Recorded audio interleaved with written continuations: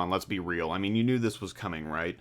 The High Road is a legend. It's going to be 9 years old later this year, and in an era where even very good and very successful balls are discontinued after a year or two, the demand for this ball specifically has made it a mainstay since November of 2008. I mean, some of you probably have kids that haven't been around as long as the High Road, which is arguably the best ball ever made.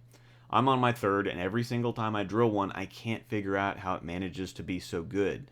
It gets easy length, it's consistent and strong at the break point, it's continuous, and it's very responsive to any physical changes you make. I don't understand how it's both so good for absolute beginners, but how well it responds to manipulation by the highly skilled.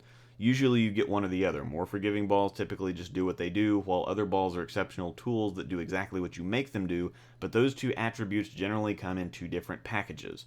The High Road to me is the ideal bowling ball reaction, period. I mean, unless you're on some extreme conditions, the High Road is going to be in play. On typical house patterns, I see no reason to ever throw anything else. I mean, if the High Road was an animal, it would be a dog. If it had a tail, it would always be wagging, it would always be just as happy to see you as you are to see it, and when the tragic day of its end has come, you will mourn its loss, but its life and legacy will always leave you with the desire to experience that kind of love, faithfulness, and loyalty once again. The High Road always gets a swipe right. It needs no hashtag. It is Chuck Norris and the pins are his enemies, and it is the most interesting ball in the world.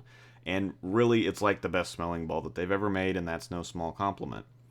The High Road is still available. It's still winning tournaments. It's still making people a lot of money. It's still making you inhale deeply every time you open your ball bag. And yes, of course it's my number one essential in the bag. I mean, like anyone actually thought it was going to be something else. I mean, that's just cute.